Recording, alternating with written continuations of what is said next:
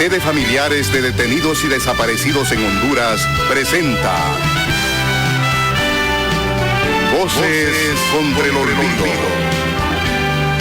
Porque mirar hacia el pasado es hacerle un homenaje al futuro del presente.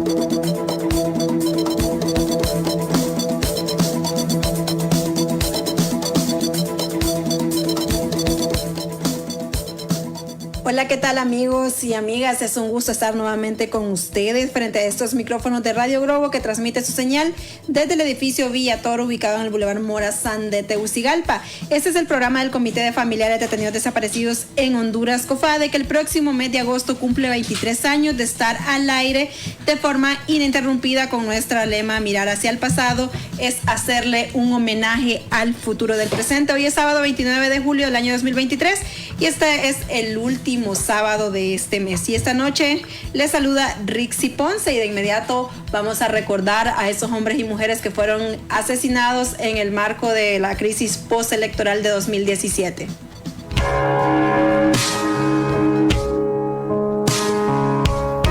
José Avilio Soto, Roger Alberto Vázquez Reyes, Víctor Evelio Martínez Álvarez, José David Ramos Lambert, José Fernando Melgar, Kimberly Dayana Fonseca, Eric Javier Montoya Cruz, Raúl Antonio Triminio Cisnado, Milton Orlando Rivera, Israel Hernández Varela, Mauricio Jonathan Echeverría, Michael Jair Ponce Sauceda, Virgilio Yaret Ávila González, Arnold Fernando Serrano Moncada, Raúl Humberto Brizuela Reyes, Jesús de María Sánchez Sauceda, Seth Jonathan Araujo Andino, David Octavio Quirós, Brian Noé Mejía González, Delmer Josué Medina, Harold Uriel García, Cristian Fernando Hernández Llanes, Juan Carlos Flores Silva, Catherine Nicole Bonilla, Marlon Evelyn Mendoza Herrera, Maikin Enoc Ramírez, Walter Daniel Lemus Ramírez, Julio Alexander Funes Guillén.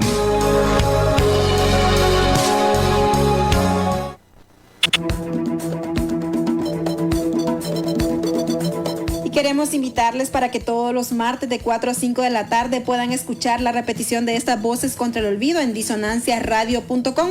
Así que no olviden, todos los martes de 4 a 5 de la tarde estamos en disonanciasradio.com. Así que puede buscarlo en la web, que ahí le van a aparecer este programa y otros que retransmite Disonancias Radio. Y está con nosotros el invitado de esta noche, el Russell Tomé, que es vicepresidente del Congreso Nacional. Buenas noches. Buenas noches, muchas gracias Rixi Ponce por la invitación, también a Bertoliva, también a toda la audiencia de Radio Globo a través de este programa que tiene muchos años de estar generando conciencia y llegando a cada uno de los radioescuchas y ahora televidentes a través de las redes. Muchas gracias por la invitación. Es que realmente, diputado, doña Berta viene llegando de un viaje de Guatemala. Ella tenía toda la intención de estar aquí, pero está un poco indispuesta. Esta semana ella estuvo toda la semana participando en el tercer encuentro centroamericano de memoria, junto con una delegación del COFADE, así como con los embajadores de la memoria y la Red Nacional de Defensores y Defensoras de Derechos Humanos, que es una red articulada por el COFADE. Y es que esta semana COFADE ha tenido bastantes actividades y saludamos desde esta cabina de Voces contra el Olvido a doña Berta y esperemos tenerla este próximo sábado con nosotros. Y les voy a comentar un poquito de este encuentro que se realizó en Ciudad de Guatemala. Se desarrolló del 25 al 28 de julio y uno de los objetivos de este encuentro era promover intercambios de experiencias metodológicas, además de generar espacios de donde se considera el trabajo de cada organización invitada y se establecieron vínculos para construir alianzas y contactos para futuras acciones conjuntas. El encuentro participaron 40 organizaciones de Guatemala, El Salvador, Honduras y Nicaragua que se apuestan al trabajo de la memoria histórica en la región. Y como ya les mencionaba, por Honduras participaron embajadores de la memoria, la Red Nacional de Defensores y Defensoras de Derechos Humanos, RENAD, Citrapani, Ciprode y la Secretaría de Derechos Humanos. Y el encuentro de memoria es apoyado por la Oficina de Cooperación Suiza para América Central, COSUDE.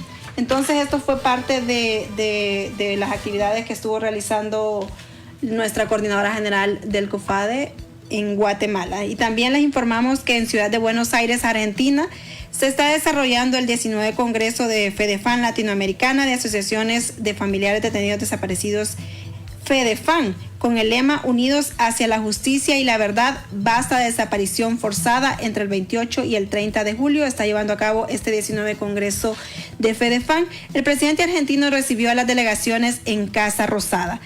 Cargamos con la experiencia de nuestras madres, abuelas, hijos, familiares de las víctimas de una represión insoportable, intolerable e imperdonable, afirmó el mandatario y remarcó que esta no puede ser una lucha individual, es una lucha colectiva que nos obliga a todos. Y también esta semana hubo una reunión sobre que COFADE sigue, diputados, socializando una ley de memoria para las víctimas de la época de los años 80. Ya sabemos todo lo que esto implica y queremos saber su opinión sobre esta ley, de su opinión, de su parte. No, por supuesto, los pueblos necesitan tener memoria histórica de lo que ha sucedido. COFADE ha logrado demostrar todo un proceso, una perseverancia, un compromiso, un trabajo permanente en este tema y tiene total legitimidad para plantear, para socializar y por supuesto cuando esta iniciativa esté ampliamente socializada y consideren que es oportuno y si así lo estiman a bien y quieren que este servidor del pueblo hondureño la presente al Pleno del Congreso Nacional, estaré disponible. Dígale a mi amiga Berta que con gusto presentamos un anteproyecto de ley para, trabajando junto a las demás bancadas, se quede establecido en el país una ley sobre la memoria histórica de estos actos crueles, violentos que ha hecho el Estado contra ciudadanos y ciudadanos por un pensamiento, por una posición, por un deseo de garantizar derechos, libertades. Nadie puede desconocer que ha sido condenado. Honduras fue el primer Estado condenado por la Corte Interamericana de Derechos Humanos por haber actuado en estas prácticas de doctrina de seguridad nacional, ordenando desaparición, ordenando asesinatos en contra de hondureños y hondureñas. El COFADE ha venido trabajando este tema. Nosotros ahora en el gobierno del Partido Libre, un gobierno popular, un gobierno que nace de un partido precisamente que surge después de un golpe de Estado que genera opresión, que genera desaparecidos, que se genera mártires. Surge este partido y ahora es un partido que nosotros, el gobierno, está totalmente para garantizar derechos. La Secretaría de Derechos Humanos, el Congreso del Pueblo totalmente abierto. Nosotros incluso en ese decreto 4/2022 reivindicamos el rol de COFADE.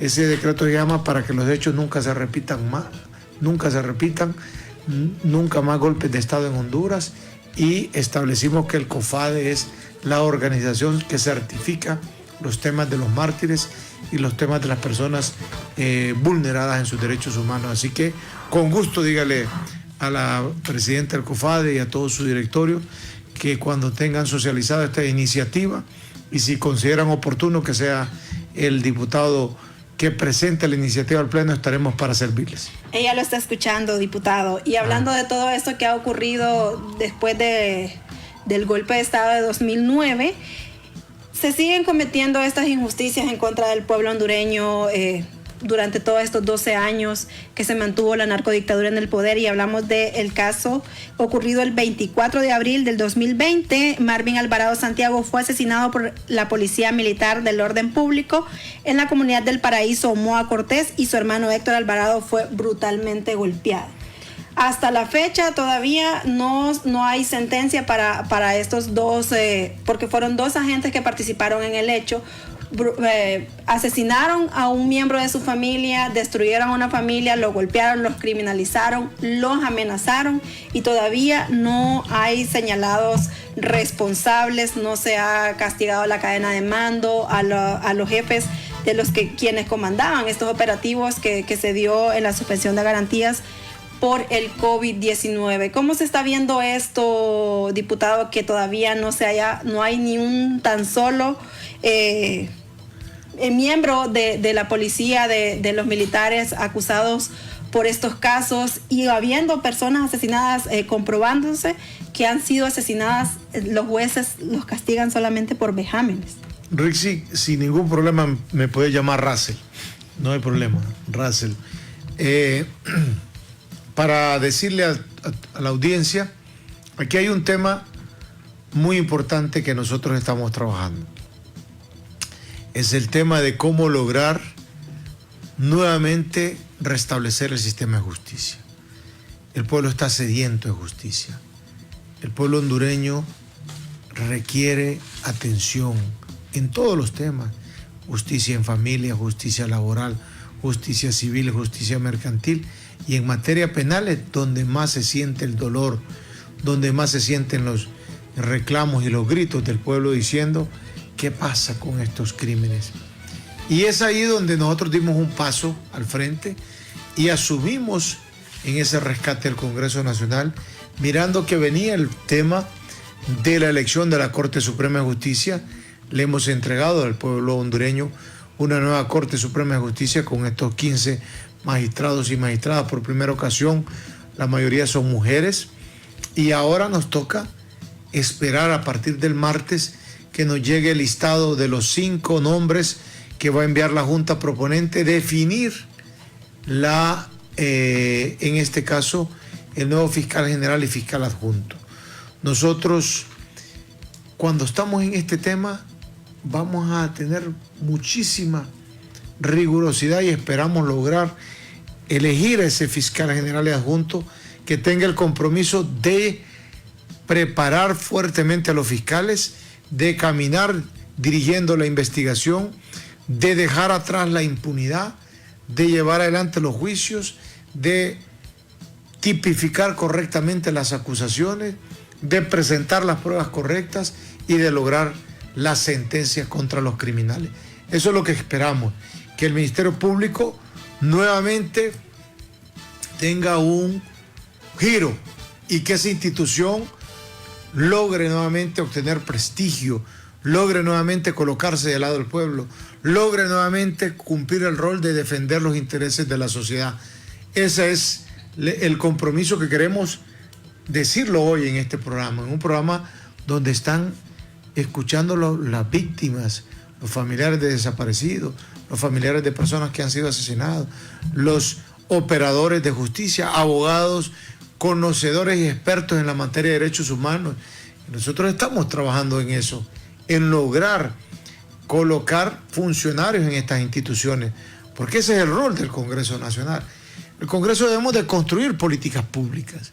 Mi compromiso con el pueblo fue ese. Trabajé duramente y recorrí todo Honduras junto a la presidenta Xiomara, comprometiéndonos que al llegar a los cargos de autoridad que nos dieran era para cumplir con el pueblo hondureño, y lo estamos haciendo en el Congreso.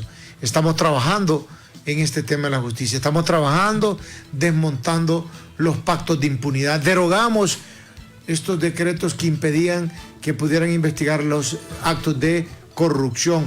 Nos falta un decreto todavía, que es el conocido como el Fondo Departamental, que nosotros lo hemos señalado que fue un acto de corrupción que realizó la narcodictadura en los congresos anteriores. Y ahí estamos cumpliendo, Rixi. Y como usted bien me decía, ¿qué pasa con este caso en particular? Me dice, donde hay un asesinato, una tentativa de asesinato, y los acusan únicamente por vejámenes. Nosotros queremos entonces fiscales muy preparados, y queremos, y aquí mis pláticas con el secretario de Seguridad, quiero transmitirlo porque soy un hombre público, estoy para servirle al pueblo hondureño. Ese es mi mandato. Mi mandato no es para hacer las cosas en forma privada. En la reunión que he tenido con el secretario de Seguridad, le he planteado que se necesita fortalecer más el trabajo de inteligencia, que se necesita fortalecer más el trabajo de investigación, que se necesita recabar correctamente las pruebas y que se necesita, sin lugar a dudas, fuertes golpes contra la criminalidad. Y ahí nos ha dado algunos números que nos llenan de esperanza, que ahora son menos los policías que renuncian, es decir, que la policía se siente contenta con nuestro gobierno y con la forma en cómo se les está tratando, y que hay muchos más jóvenes que se quieren involucrar. Yo recibo en el Congreso todas las semanas delegaciones, padres de familia que me llegan a plantear muchos temas, pero también me dicen, ¿qué cree usted sobre que mi hijo se ingrese a la Academia de la Policía? Claro que deben de ingresar, claro que debemos de tener, porque hay departamentos, Rixi, que son departamentos de donde se nutre la policía. Hay departamentos de donde salen los jóvenes para meterse en la policía. Porque esta es una cosa que hay que decirlo también. Nosotros, ¿cómo queremos combatir la criminalidad si no formamos policías, si no formamos fiscales, si no formamos jueces? Yo fui juez por 10 años y tomé la decisión porque miraba que el país no le sentía sentido hacia dónde llevaba el país. Y en aquel momento el bipartidismo, y miraba yo las cúpulas y me enfrentaba a los bebesaurios y me enfrentaba a los jurásicos de la política y dije, hay que meterse a la política.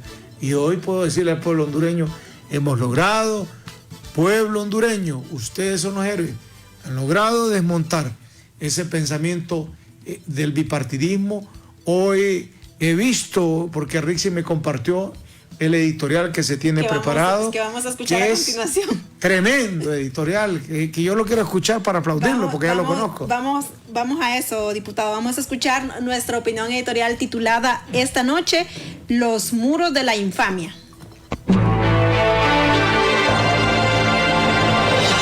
A continuación presentamos nuestra opinión editorial. Los muros de la infamia. Las élites hondureñas, dedicadas en las últimas décadas a blanquear dinero del crimen organizado en bancos locales y en paraísos fiscales de ultramar, son élites constructoras de muros asociadas a los supremacistas estadounidenses, expertos en murallas asesinas. Dedicadas a negocios especulativos, extractivos, textiles y de agroindustrias principalmente, estas élites progringas son voraces, desnacionalizadas y esclavistas.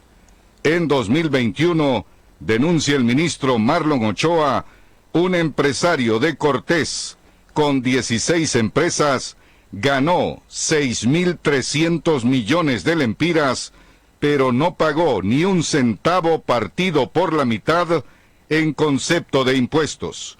En realidad, son cárteles estructurados alrededor de dinámicas delictivas regionales e internacionales que buscan someter nuevamente al Estado hondureño a sus caprichos.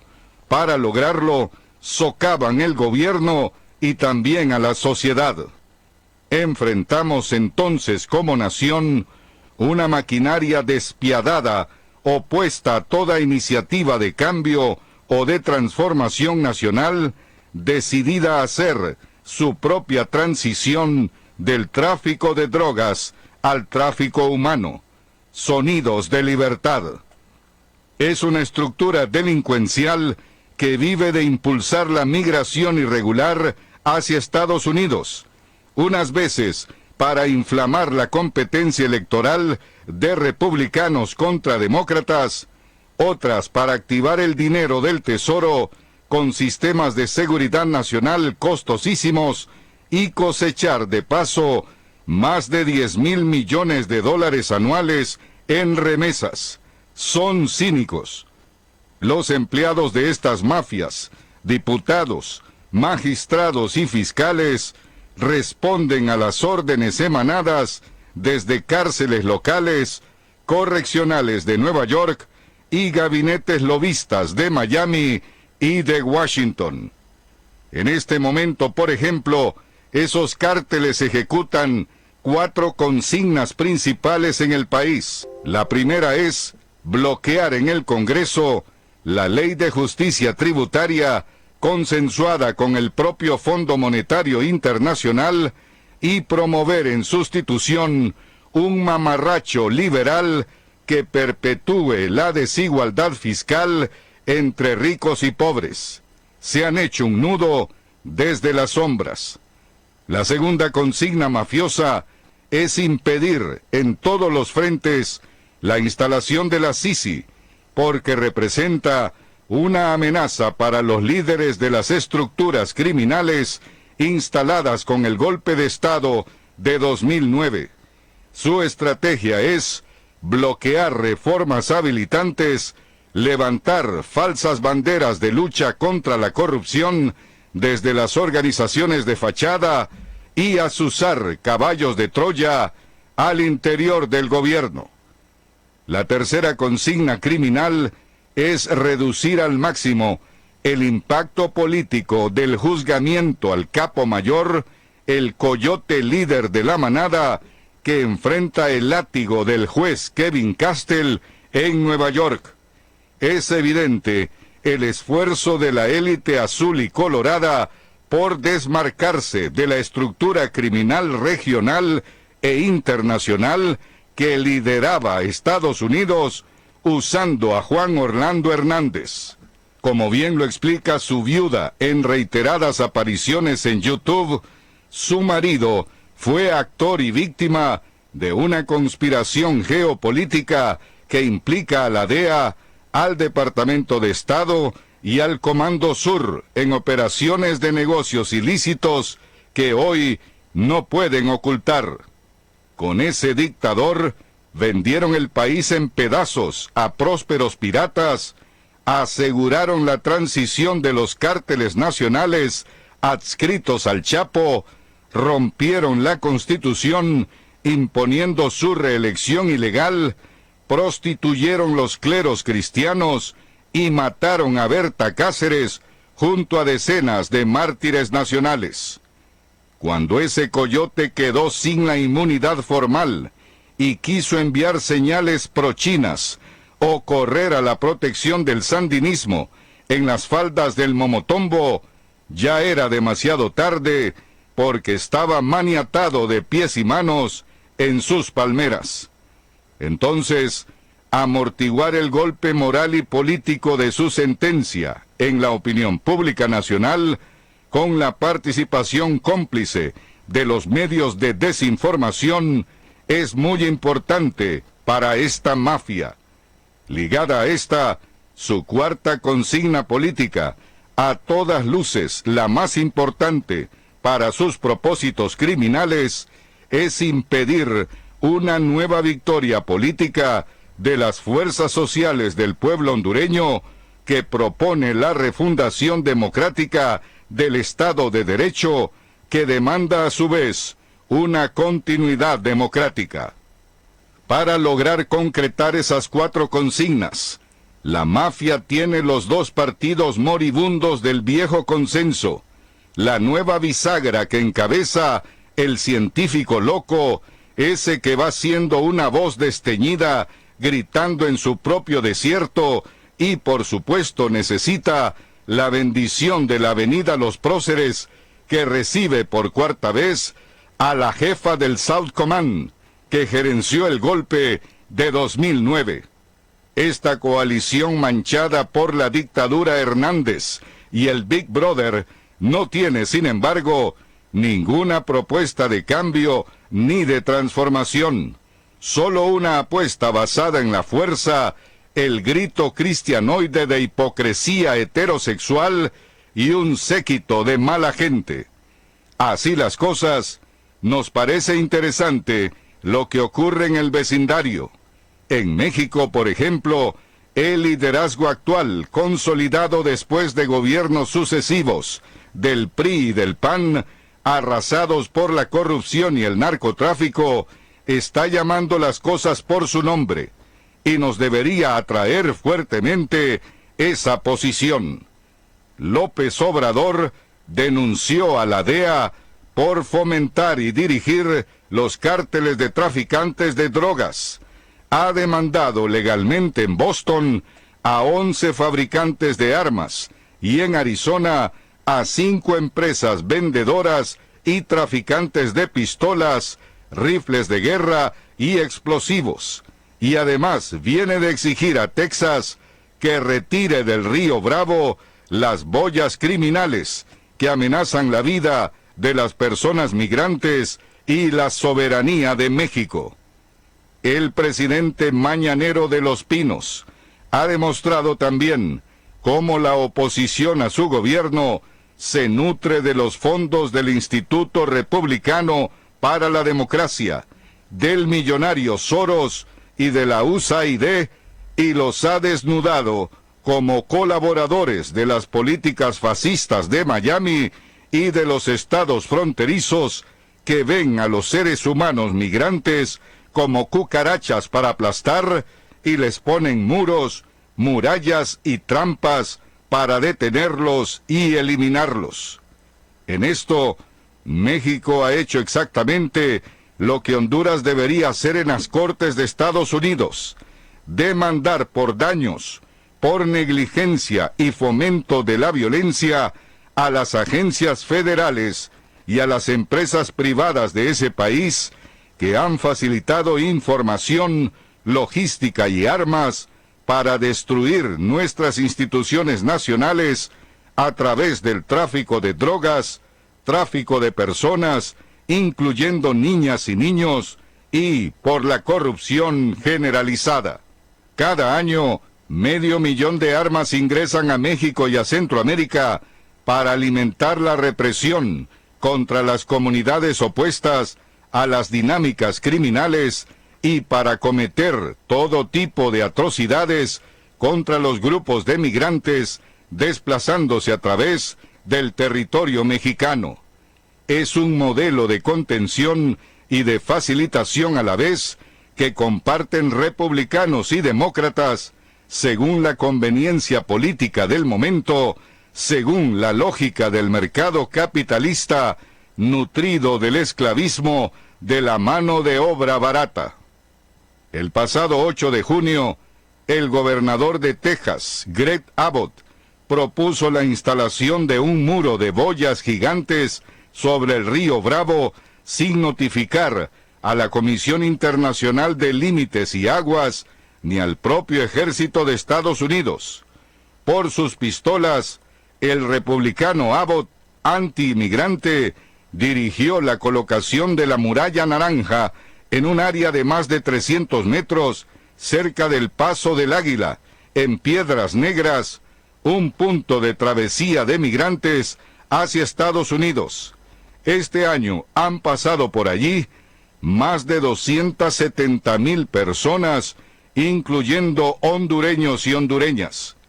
Como ha dicho México, esa barrera viola los tratados internacionales, vulnera su soberanía e invade parte de su territorio con más de la mitad de las boyas desplazadas, por lo que la Secretaría de Relaciones Exteriores ha protestado ya 2 veces ante el Departamento de Estado de Estados Unidos, que tiene la obligación de parar a ese loco de Texas. Primero fue Santis, el supremacista gobernador de Miami, que aspira a ser presidente, expulsando la población migrante hacia otros estados. Y ahora este otro republicano trumpista de línea supremacista, tapando el Río Grande para ganar votos también como aspirante presidencial republicano. Estos nuevos muros de 2023, que incluyen boyas, contenedores metálicos de carga dentro del río y una malla serpentina con púas, se suman al muro de metal de 900 kilómetros de extensión en la zona fronteriza entre Tijuana, San Diego, Arizona, Sonora y Nuevo México, con 10 metros de altura, que fue iniciado en 1994 por Bill Clinton y continuado en 2017 por Trump. El muro de Santis y Abbott tiene perros y púas. El de Clinton y Trump tiene 3 barreras de contención, iluminación de alta intensidad, detectores de movimiento, sensores electrónicos y equipos con visión nocturna conectados a la policía fronteriza estadounidense, que tiene camionetas todoterreno y helicópteros artillados. Este es el comité de recibimiento de los millares de migrantes de todo el mundo que atraviesan Centroamérica y México desde países ocupados militarmente por Estados Unidos como Haití, Colombia, Perú, Ecuador, Guatemala y Honduras, donde sus élites mafiosas, rabiosamente progringas, viven de un falso discurso de generación de empleo y producción de riqueza, mientras lavan activos, evaden impuestos y toman la hostia del cardenal y los aceites de Evelio y Argeñal. El razonamiento es simple. Si ustedes siguen agitando la confrontación de clases, la inestabilidad política y la desigualdad económica y social, respaldando élites parasitarias lambisconas, en lugar de respaldar al pueblo de Xiomara, lo que van a cosechar son nuevas caravanas migrantes que no se detendrán por ninguno de esos muros que están construyendo allá arriba en su frontera con México. Pónganse claros, este pueblo no les tiene miedo. Buenas noches.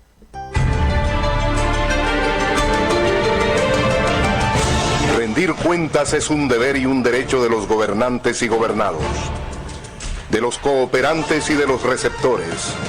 Es un derecho de los pueblos. Es poner las cosas claras cuando está de por medio el dinero, el trabajo de la gente, el presente y el futuro.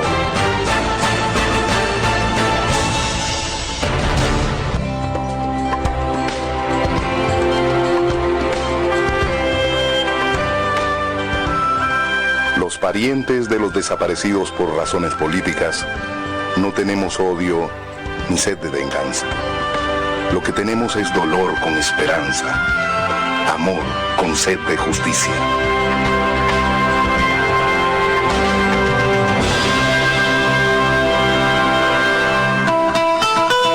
Escuche Voces contra el Olvido a través de esta emisora.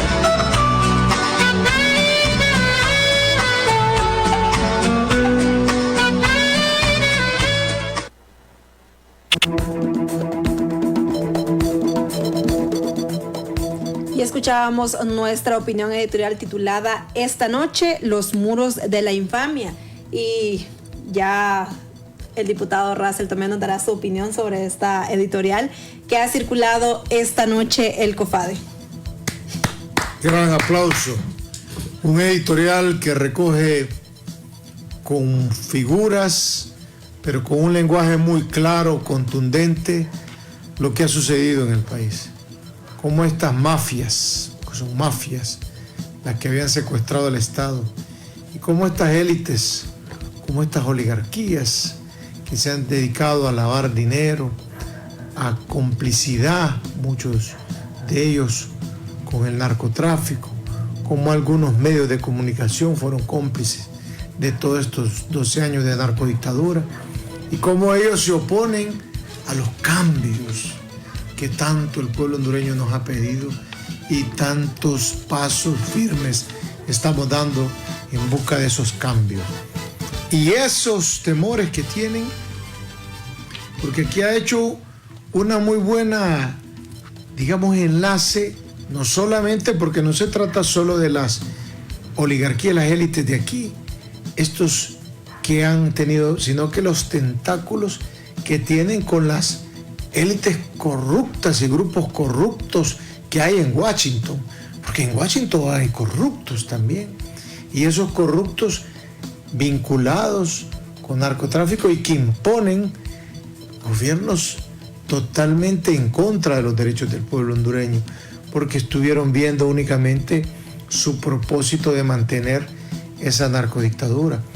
Usted sabe muy bien, Rixi, que hay información que ellos ya sabían que Juan Orlando estaba involucrado en el narcotráfico y aún así impusieron una reelección ilegal y aún así hicieron todo ese proceso de dolor contra el pueblo hondureño.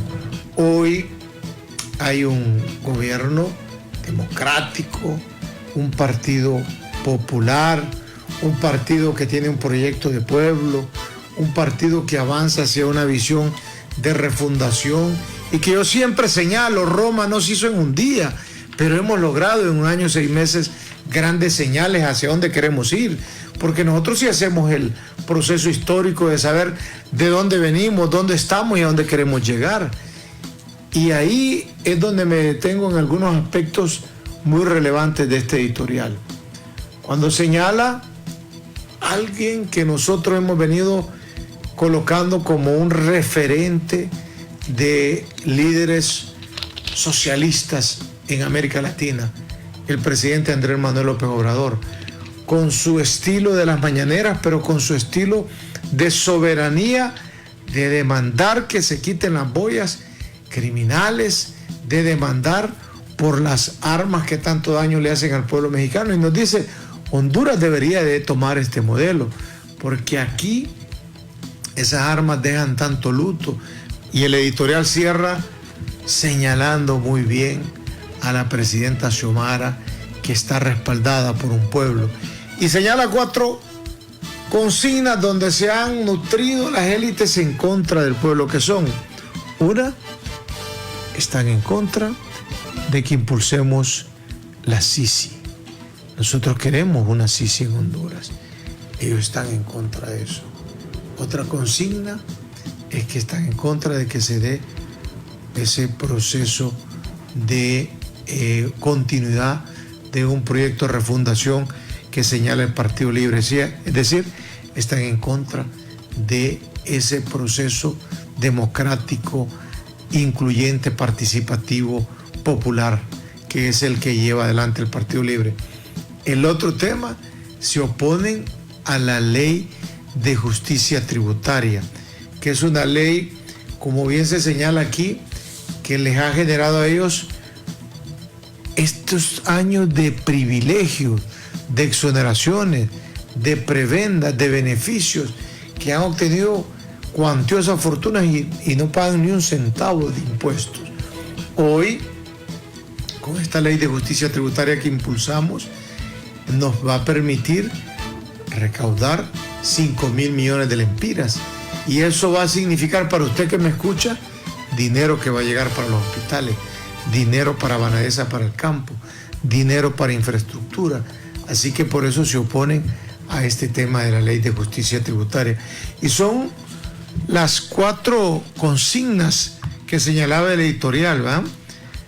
Se oponen a la Sisi, se oponen a la ley de justicia tributaria, se oponen al proceso nuevamente de que el Partido Libre impulse un proceso democrático que signifique la continuidad, y han aparecido, dice ahí, con un documento queriendo darle oxígeno al bipartidismo, y aparecen con el documento del Partido Liberal y señalan, por supuesto, las posiciones erráticas que ha tenido lamentablemente el designado presidencial Nasrallah, con estas posturas totalmente contrarias a lo que debería ser, que es el acompañamiento de la visión de este proyecto de pueblo.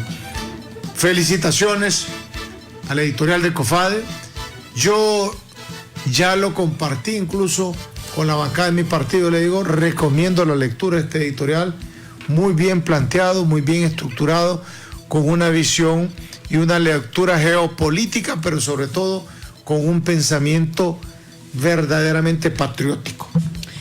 Diputado, hablando de uno de los puntos que ya menciona el editorial, que se oponen a la ley de justicia tributaria, pero impulsan una a su imagen y semejanza. ¿Qué le tienen miedo? Sí.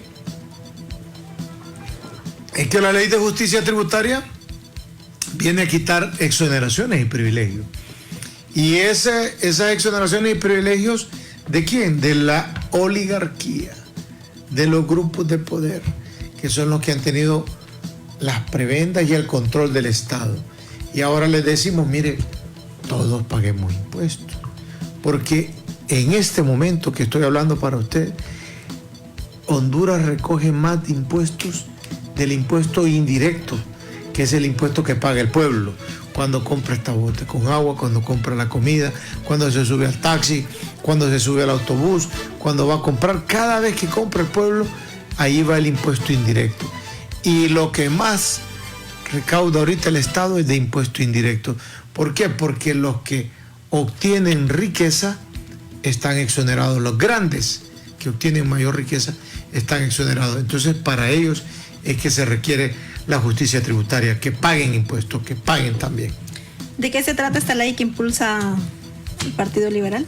El Partido Liberal se trata más de lo mismo. La ley del Partido Liberal es una ley que quiere mantener los regímenes. Nosotros, con la ley de justicia tributaria, se cierran los regímenes de prebendas y exoneraciones y se establece un solo registro y se establece ya un control. Incluso se les dice, mire, ustedes tienen un régimen que dura 30 años. Bueno, al llegar los 30 años se entrega, pero ya no estar de por siempre. Aquí hay gente que tiene 50, 60 años de privilegio sin pagar impuestos. Y así han acumulado, como dice el pueblo en forma popular, que me parece que es la forma que más entiende el pueblo fácilmente, han amasado grandes fortunas sin pagar impuestos. Y hay un principio en que se rigen los estados. El que más gana, más impuestos debe de pagar. Pero aquí es al pueblo, es en las espaldas del pueblo, es en los hombros del pueblo trabajador, es en la clase trabajadora, es en el asalariado, es en el que está empleado, es en la clase media.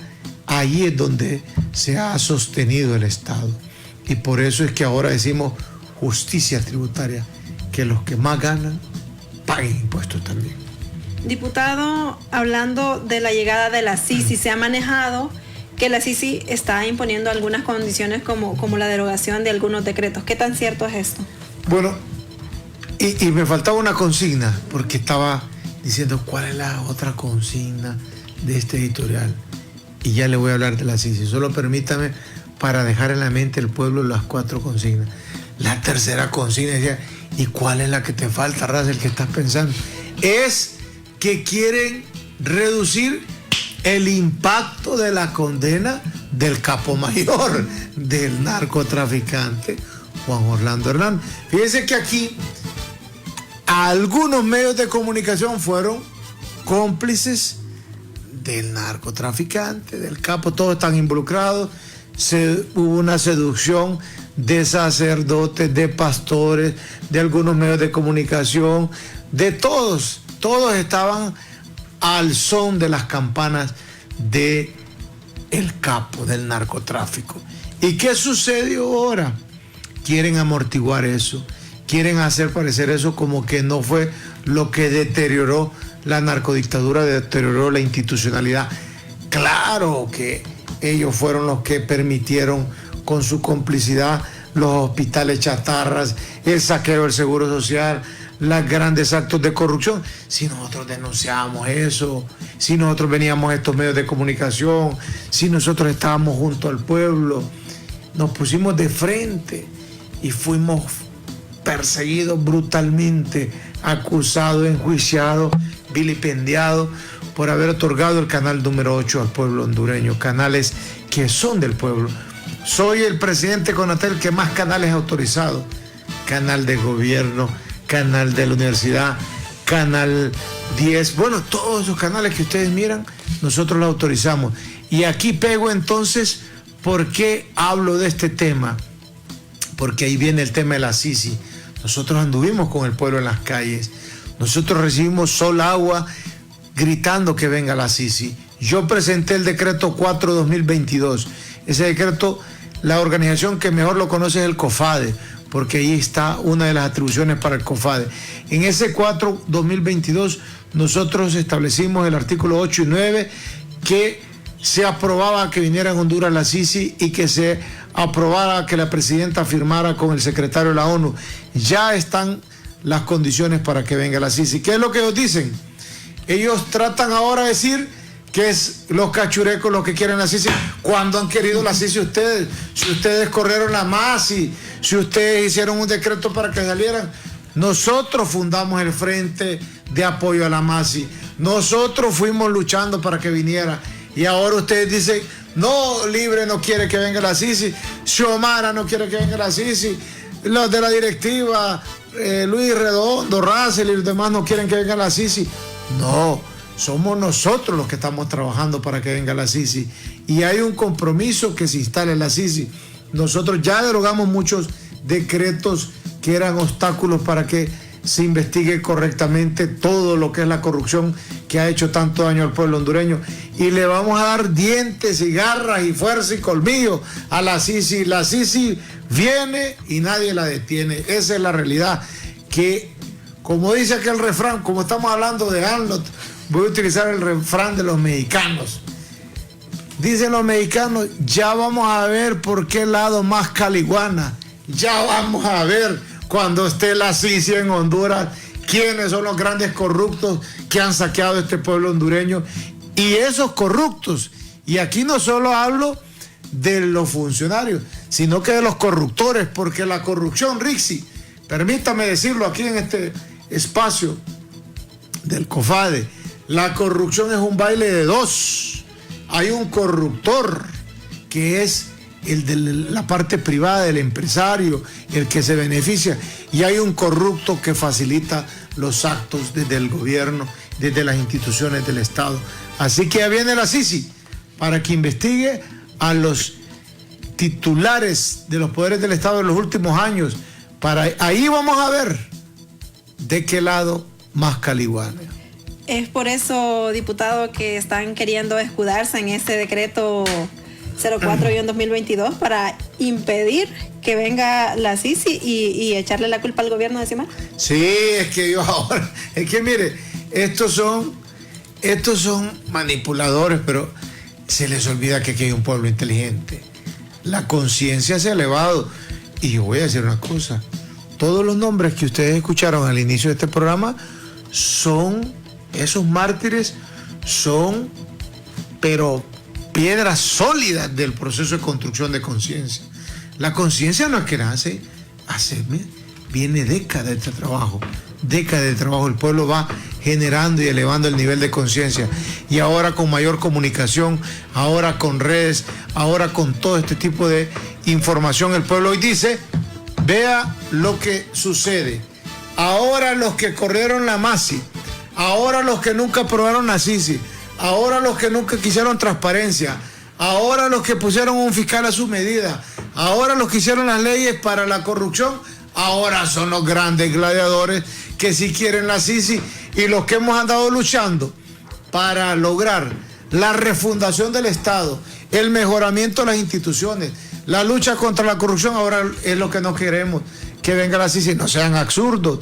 Miren, ustedes podrán manipular y decir lo que quieran, pero jamás nunca van a poder construir en la mente del pueblo lo que ya el pueblo sabe, que ustedes son los mandaderos, como dijo el editorial, de las élites corruptas. ¿Quiénes han sido mandaderos aquí? Por tiempo, magistrados mandaderos, fiscales mandaderos, diputados mandaderos. Nosotros nos hemos rebelado, nosotros, un partido que logró derrotar el bipartidismo y que logra llevar una nueva clase política, un nuevo pensamiento, un proyecto de transformación, un proyecto popular. Pero el héroe de esto es el pueblo, es el pueblo que va avanzando.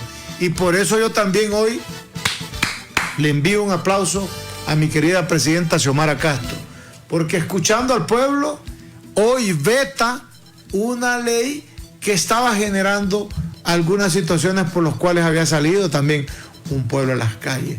Porque el pueblo salió diciéndonos, queremos el Banco Corporación Andina de Fomento, queremos el Banco de Desarrollo, queremos el Banco Verde. Nosotros lo aprobamos. Mi voto como diputado estuvo ahí firme para lograr que viniera el Banco CAF a Honduras.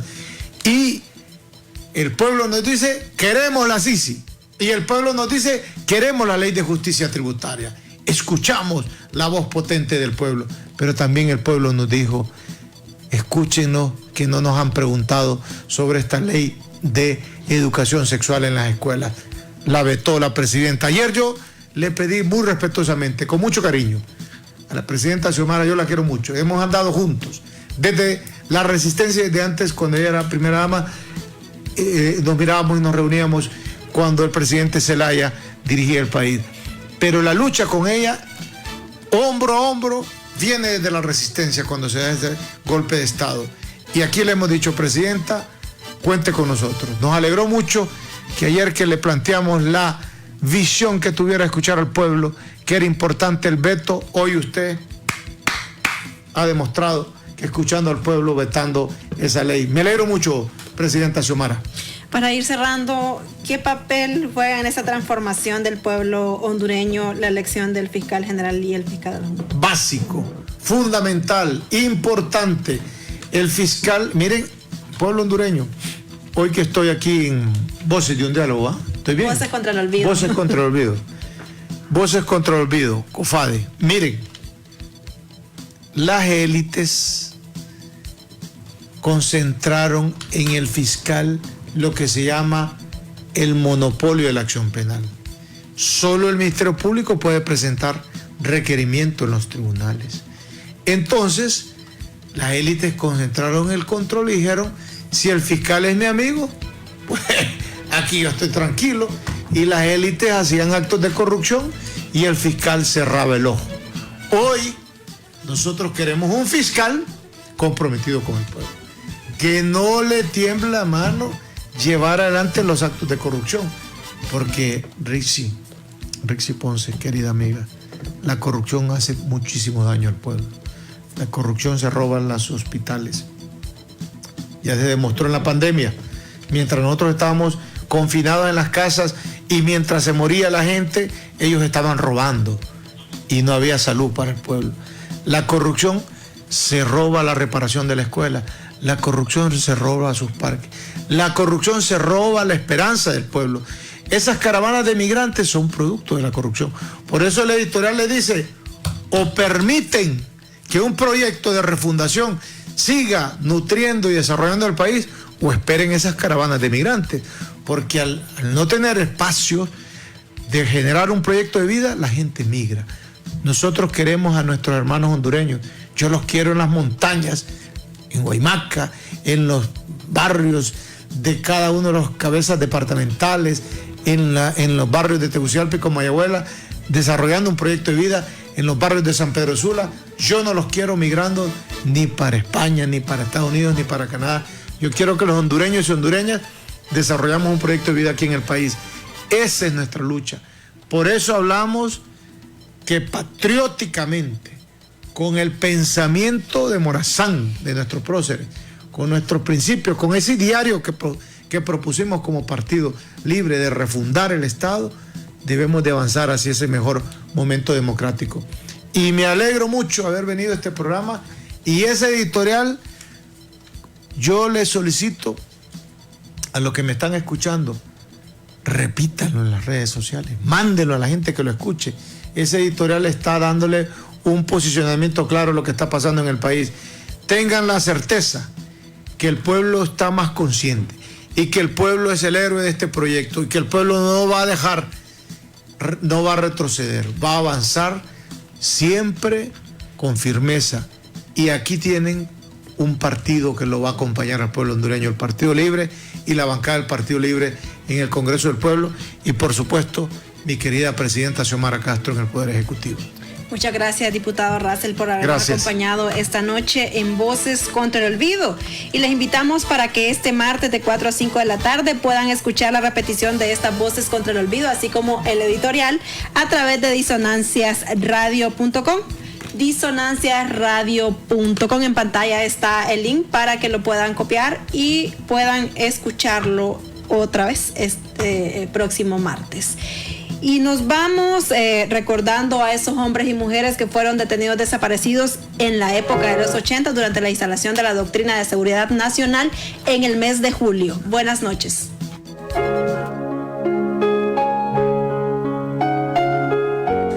Hans Albert Madison López, hondureño, fue desaparecido el 8 de julio de 1982 en la colonia Florencia de Tegucigalpa cuando militares se enfrentaban a supuestos guerrilleros. Saúl Godínez Cruz, hondureño, maestro de educación primaria, fue desaparecido el 22 de julio de 1982 por un militar y 2 civiles de los Escuadrones de la Muerte. Francisco García, hondureño, periodista, capturado violentamente el 9 de julio de 1984 en su domicilio en Nahuaterique, La Paz, por soldados del ejército hondureño. José Amílcar Maradiaga, hondureño, campesino originario de Jacaliape, El Paraíso, fue desaparecido el 1 de julio de 1983 al ser secuestrado por los Contras. Marco Tulio Sosa, hondureño, fue secuestrado el 17 de julio de 1987 cuando se conducía en un vehículo a la colonia Kennedy. Stanley Castellón Amaya, hondureño, desaparecido el 28 de julio de 1987 en la carretera de Santa Bárbara a San Pedro Sula.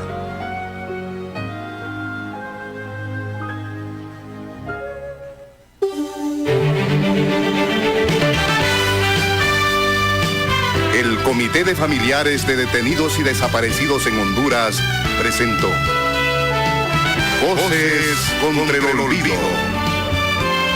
Porque mirar hacia el pasado es hacerle un homenaje al futuro del presente.